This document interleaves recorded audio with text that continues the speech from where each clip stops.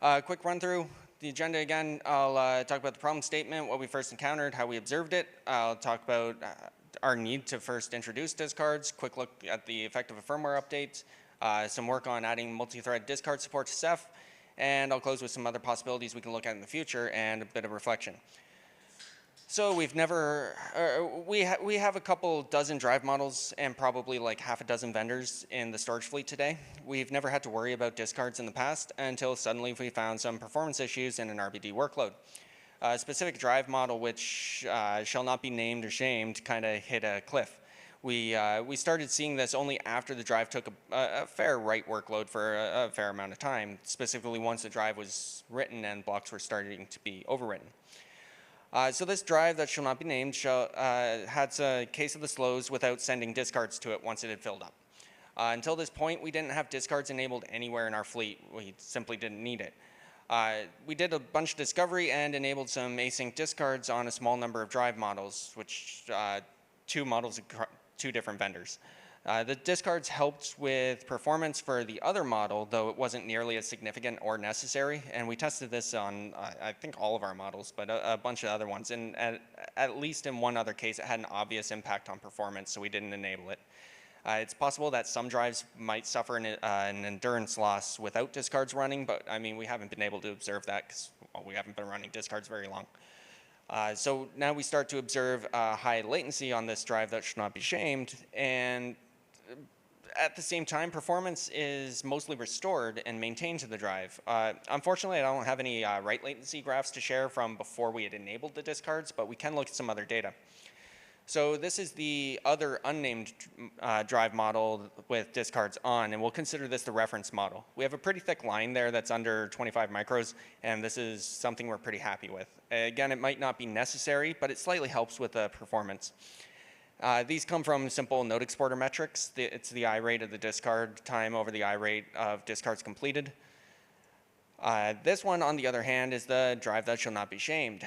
We have another thick line here, but it's hovering around 1.25 milliseconds, which is, roughly 50 times more than the reference. Discards are double-digit multiple times slower than writes. And of note, we're actually issuing about half the discards on this host than we were on the reference. So first, we engaged the vendor. We wanted to understand if this was expected. Perhaps we're doing something, I don't know, unexpected or incorrectly, but we don't think it's likely, but it's not impossible. So after touching base about our workload, which is generic Ceph RBD and requiring discards to be enabled due to performance cliffing, they were able to provide a new firmware version with us to address the issue. So for us, the easy solution, just apply some firmware. This can be automated easily with our playbooks. You ensure cluster health, set some silences, take OSDs down, apply firmware, bring OSDs up, ensure health, remove silences. What did this get us? Discards are almost, but not quite twice as fast. This is a really good improvement, but relatively, it's still very slow compared to the reference drive. So in parallel, while we were waiting for the firmware update, we started thinking, what can we do about this in-house? How does discard mechanism work in Ceph today? We didn't know. We knew that it was async and was handled in another thread. And then we find that the discard thread issues queues of discards to the device, and it waits for them to finish. So we tried to think, can we get more parallelism out of it? Turns out we can. I made a patch, turns the async discard thread into a discard thread pool, but does that help? No. Not even a little. When going from one thread to two, the number of discards didn't really move, but the latency effectively doubles with some spikier spikes. Going from 2 to 4 yields the exact same thing. The number of issues discards does not change at all. It seems at this point that the device firmware handles discards in a single-threaded fashion. We probably can't engineer our way out of this. But does this help other drives? Maybe. I don't know. We haven't really tried it with the other drives because the additional threads probably outweigh the benefits of how quick discards are on these other drives. Or, of course, like most of our fleet, we don't need discards in the first place. And when enabled, it can sometimes negatively affect write performance, albeit slightly. So some other possibilities we've been taking a look at recently. Matt H. on Slack has done some work looking at the differences between some of the allocators. The default hybrid allocator looks to be iterating over all the LBAs of a device when provisioning allocations. It looks like the hybrid allocator is going to be more beneficial to spinners or HDDs because it wants to keep recent allocations close together sequentially. On Flash, this makes overwrites slower.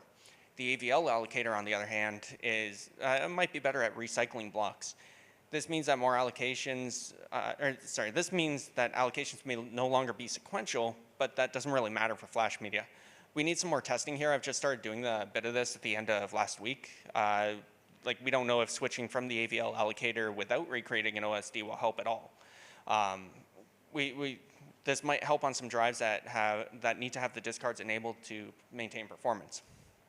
So closing up, take a minute to look at the whole thing.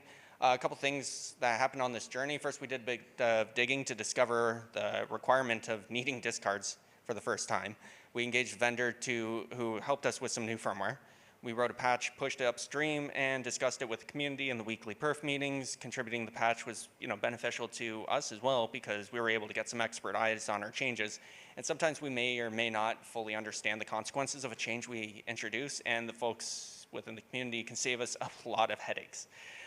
We've had some opportunity to do some deep discovery here in an open source product.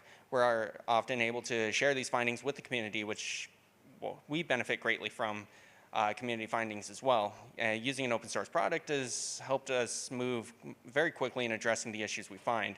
And we could do this work in parallel while the vendor worked on firmware without having to wait for a vendor of an appliance. There's, of course, a non-trivial investment in learning how Ceph works as an operator and then the code behind it. Basically, I just wanted to wrap that up with an explicit acknowledgement and gratitude for the Ceph and the community. The folks at this event likely already understand and appreciate all of this, but I want to make sure that folks know that they're always welcome to contribute and engage with the community.